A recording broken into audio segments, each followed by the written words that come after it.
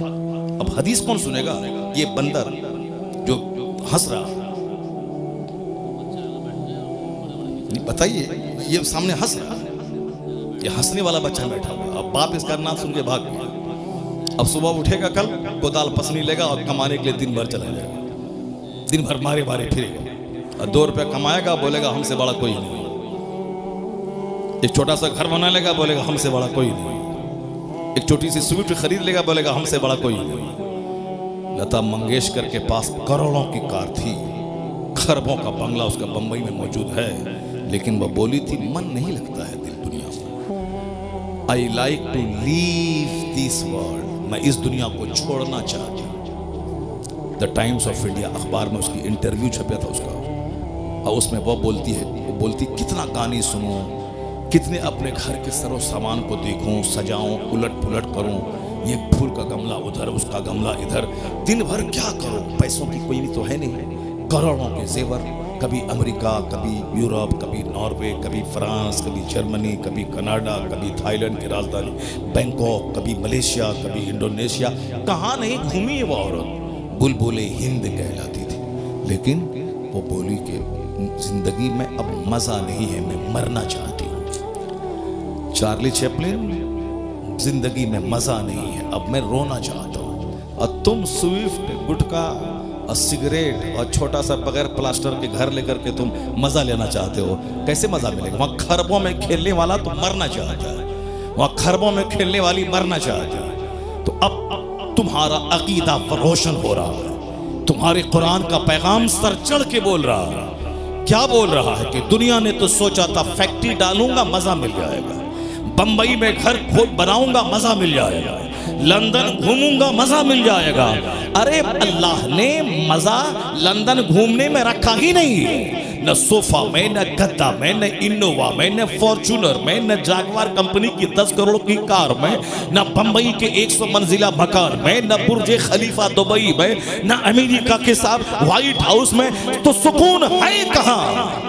Engineer जहर खा के मर रहा है, वो डॉक्टर कलकत्ता का देखा, अब वो जेल में सड़ेगा, फांसी की सजा उसको होगी। अरबों में खेलने वाला, मगर वही ख्वाहिशात की गुलामी ने तबाह किया।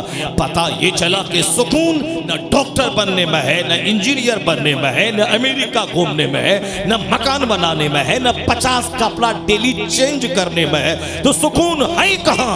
अल्लाह अला बिज़िक्रिल्लाह तत्मइन्नुल कुलूब, कुरान कहता जान ले जहां इबादत है वहां सुकून है, जहां जिक्र है वहां सुकून है। ये दिलों को सुकून अल्लाह की याद ही में मिल सकता है। नारे तकबीर, नारे रिसालत, मसलके आला हजरत, सुभान अल्लाह, सुभान अल्लाह। अला बिज़िक्रिल्लाह तत्मइन्नुल कुलूब। आज सबको दिल की बीमारी लगी हुई है। क्यों? इस दिल में अल्लाह की याद के अलावा सब कुछ है। इस दिल में बीवी है, बच्चा है, शादी है, बियाह है, इस दिल में सब कुछ है। अल्लाह ही नहीं जो हमारा हकीकी मालिक, हमारा खालिक, हमें मारने वाला, हयात देने वाला, जन्नत देने वाला, रोजी देने वाला है, वो अल्लाह की मोहब्बत ही दिल में नहीं है। मर्द को रहना चाहिए जलसे में, तो वहां वो बैठी हुई है, वो सब बताइए, जिसको गप करने से फुर्सत नहीं है वो बैठी हुई है। वो भी बोलती है कि फला शायर को बुलाइए और उस शायर को ये बोलो कि फला नात पढ़े।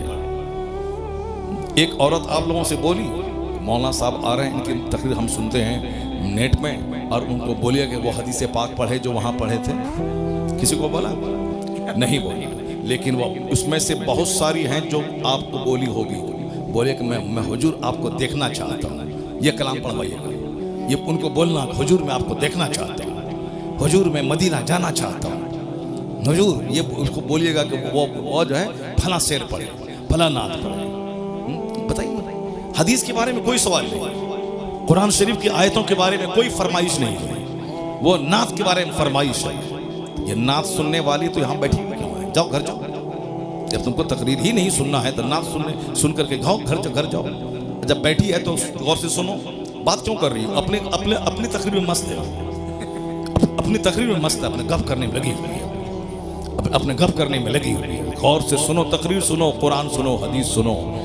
और अगर एक औरत पढ़ लिख ली, गांधी जी ने तो आज कहा था, give me a good mother, I will give you good society. तुम मुझे एक अच्छी माँ दे दो, मैं तुझे एक अच्छा समाज दे दूंगा। क्योंकि माँ की गोद में समाज पलता है। गांधी जी ने आज कहा था, मगर मेरे पैगंबर ने 1400 साल पहले कहा था, तलबुल इल्म फरीज़तुन अला कुल्ले मुस्लिमी व मुस्लिमा। हर मुसलमान मर्द और औरत पे इल्म हासिल करना फर्ज है। औरत अगर इल्म हासिल कर ली तो माँ की गोद बच्चों का पहला स्कूल। बाप चाहे जहां रहे, जिस माँ की जबान नफीस होगी उसके बच्चों की जबान भी नफीस होगी। और अगर कोई बच्चा गसीला हो, बच्चा जिद्दी हो, बच्चा बदअखलाक हो, तो समझ लें कि उसमें 50 नहीं 90% हाथ उसकी माँ का होता है। अगर बच्चे की जबान अगर गलत है तो माँ का रोल है। इसको सिर्फ सजने संवरने और साहब शादी ब्याह के दिन नया जेवर का मुतालबा करने से फुर्सत ही नहीं है। इसको क्या बच्चों की तरबियत करेंगे? बच्चे कैसे बोले, बच्चे कैसे पढ़े? शहर में एक अच्छी औरत का बच्चा वो कभी नहीं बोलता है कि अजान हो रहा, वो कभी नहीं बोलेगा कि दाल बहुत पतला है, नहीं बोलेगा। क्योंकि माँ कभी नहीं बोलती है कि अजान हो रहा है। माँ हमेशा कहती है अजान हो रही है। माँ हमेशा बोलती है कि दाल पतली है, रोटी अच्छी है, चावल अच्छा नहीं है। तो अब माँ की बात को बच्चा माँ की गोद से सुन सुनकर अनकॉन्शियस लाशऊर में उसको स्टोर करता है। और जब उसकी जबान पे बोली खुलती है तो वही बोली निकलती है जो माँ से सुन सुन करके यहाँ अनकॉन्शियस में था, वही वहां से निकलते हुए शऊर की जबान पे वही जुमले आ जाते हैं। इसलिए शादी ब्याह में कार मोटर कार देखने वाला अच्छी बीवी का सिलेक्शन करो, दौलत को तलाक दे दो, सिर्फ अच्छी औरत चाहिए जिसकी जबान अच्छी, जिसका अखलाक अच्छा हो, जिसका किरदार अच्छा हो,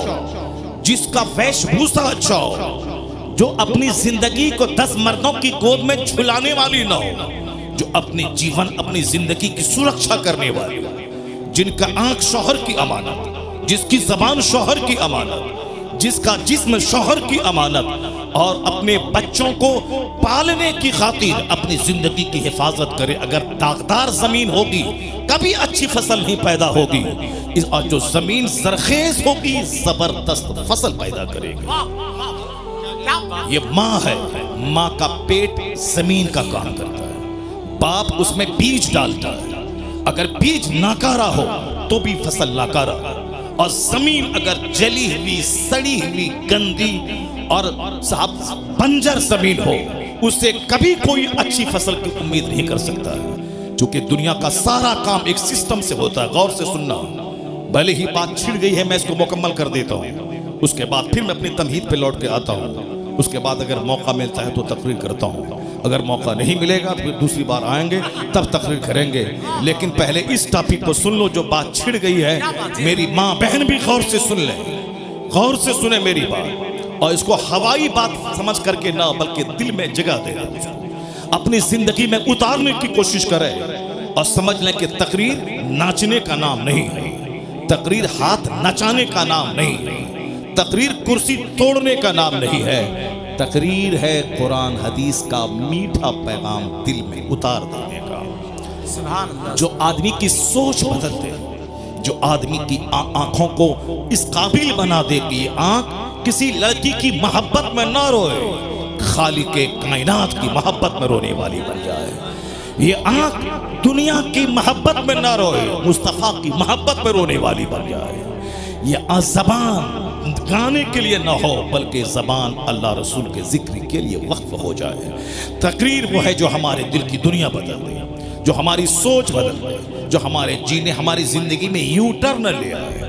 जा रहा था पूरब की तरफ, सोचता था काबा पहुंच जाऊंगा, लेकिन पूरब जाने वाला कहीं काबा पहुंचता है। तू बकाबा न रसी ए एराबी की रह के मी रबी बतुर्किस्तान ए एराबी, तू काबा तक नहीं पहुंच पाएगा, क्योंकि जो रास्ता तुमने चुना है ये रास्ता काबा का नहीं, ये रास्ता तुर्किस्तान का। हम लोग जिस हाल में जी रहे हैं ये रास्ता खुदा की रहमतों को अपनी तरफ मुतवज्जह करने का रास्ता नहीं है, ये रास्ता है अल्लाह के अजाब को दावत देने का, ये रास्ता है मुस्तफ़ा की नाराजगी के मोल लेने का, ये रास्ता है औलिया और सालिहीन की रूहों के रूठ जाने का। ये रास्ता है अपने घर को तबाह बर्बाद करने का। ये रास्ता है आने वाली नस्लों को मलिया मेट करने का रास्ता है। रास्ता वही है बमुस्तफा बरसा खेशरा के दीन हमाउस कर बबू न रसीदी तमाम बुलहब। डॉक्टर इकबाल ने कहा था अपने आप को नबी के कदमों में डाल दे, वही सारा दीन है। जो वहां तक नहीं पहुंच पाया उसमें और अबू लहब में कोई फर्क नहीं है। बमुस्तफा बरसा खेशरा, अपने आप को नबी के कदमों में डाल दे, नबी तक पहुंचा दे और अपनी जिंदगी का मकसद मुस्तफा की गुलामी बना ले। जब तू मुस्तफा का सच्चा गुलाम बनेगा जन्नत वहां मिलेगी, दुनिया का अल्लाह तुझे इमाम और बादशाह बना देगा। की मोहम्मद से वफा तूने तो हम तेरे हैं, ये जहां चीज है क्या लहो कलम तेरे। जिसको तकरीर सुननी थी वो चला गया और जिसको हंसना है वो बैठा हुआ है। और ये बैठी हुई है गप करने के लिए बैठी हुई है। चुपचाप खामोशी जबान का ताला, जबान पे खामोशी का ताला लगा ले और मेरी बात गौर से सुन ले। और तुम अच्छी बनेगी तेरे शौहर भी नेक बन जाएगा, और तुम अच्छी बनी तेरा बच्चा तो वली और कुतुब पैदा हो जाएगा। तुम घबराती है कि मेरा बेटा मुझको मारता है, मेरा बेटा मुझको मारता है। तेरा बेटा तुझे मारेगा नहीं, तेरा बेटा तेरे पाँव को धो के पिएगा। अगर तुम अच्छी माँ बन गई तो तेरा बेटा तेरे पाँव को चूमेगा, बोलेगा यहाँ चूमने से जन्नत की खुशबू आती है। अगर तुम बच्चों को बता दे कि मुस्तफ़ा क्या है, मुस्तफ़ा की तालीमात क्या है। और ऐसा नहीं होता कि पीर साहब आए हैं तेल से फुकवा दो, जरा पानी फुकवा दो पीर साहब से, हमारा बेटा अच्छा हो जाएगा। पानी से फूकने से बेटा अच्छा होता है, तेल फूकने से बेटा अच्छा होता है। ऐसा पीर साहब आ गए और साहब एक तावीज़ दे दिया तो बेटा अच्छा हो जाएगा। जो भरम में जी रहे हो इस भरम को हटा दो।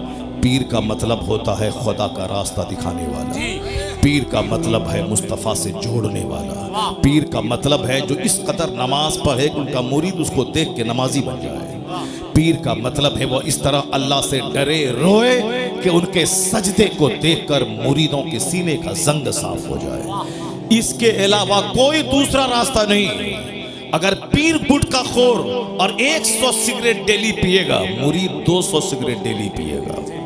तुम्हारा पीर बोलता है कि तुम बोलते हो मेरे पीर को गुटखा बहुत पसंद है, सिगरेट पसंद है। तुम्हारे पीर को सिगरेट पसंद है, मेरे पीर को बरेली में किताब पसंद है। 75 साल की उम्र में भी किताब का मुताला नहीं छोड़ा। उनको लोग तोहफे में किताब देते थे और तुम अपने पीर साहब को तोहफे में सिगरेट देते हो। जब जो जाहिर सी बात है तुम्हारा कसूर नहीं है, कसूर पीर साहब का है। तुमको जब मालूम है कि मेरे पीर की जो पसंद है वो गिफ्ट देना चाहिए, तो पीर की पसंद है पुड़िया, पीर की पसंद है शुद्ध पलस, पीर की पसंद है पान परा, पीर की पसंद है क्या रजनीगंधा, पीर की पसंद है। तो अब मुरीद वो पसंद वाली चीज ला के देता है। और जब मुरीद देखेगा पीर को पसंद है सजदा, पीर को पसंद है तस्बीह, पीर को पसंद है मुसल्ला, पीर को पसंद है किताब, पीर को पसंद है कुरान की तिलावत, तो वो रजनीगंधा नहीं देगा। मुरीद तस्बीह, मुसल्ला, कुरान पाक, मुसहफ लेके पीर को तोहफा पेश करेगा। मेरा मुर्शिद खुश हो जाएगा कुरान पाक की तिलावत से। मेरा मुर्शिद एक बरेली में था, बुढ़ापे में भी किताबों का मुताला नहीं छोड़ता था। जब भी देखा किताब पढ़ता देखा, जब भी देखा वाज़ो नसीहत करता देखा, जब भी देखा अम्र बिल मारूफ करता देखा। अमेरिका में रहे वही दीन की फिक्र, बरेली में रहे वही दीन की फिक्र, बस मुरीदों के बीच रहे वही दीन की फिक्र, तन्हाई में रहे तो जबान पे जिक्र और दुरूद जारी है। वह कौन था? 10 करोड़ मुरीदों का मुर्शिद बरहक, अपने वक्त का कुतुब अब्दाल, अख्तर रज़ा खां अज़हरी ताजु शरीयत।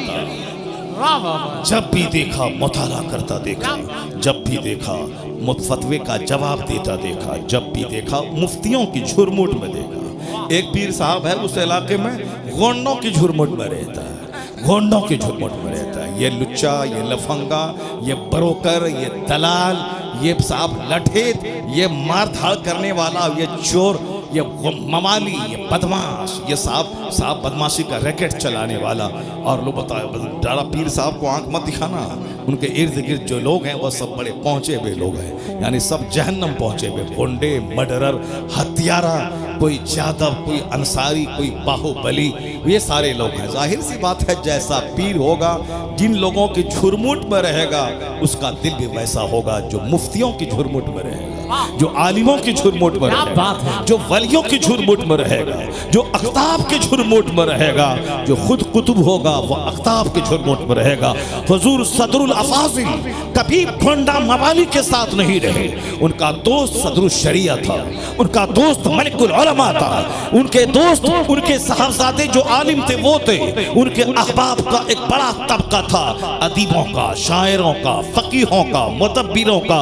यही वजह है जो जैसा होता है उसका दोस्त वैसा होता है, और बंदा दोस्त के दीन पर होता है। इसलिए हुजूर ने कहा था 1400 साल पहले, अर्रजुलु अला दीन खलीली फलयंजुर अहदुकुम मन युखालिल। आदमी अपने दोस्त के दीन पर होता है, तो दोस्ती करने से पहले देख लेना कि तेरा दोस्त कैसा है। अगर दीनदार हुआ तो तुझे दीनदार बना देगा, अगर बेदीन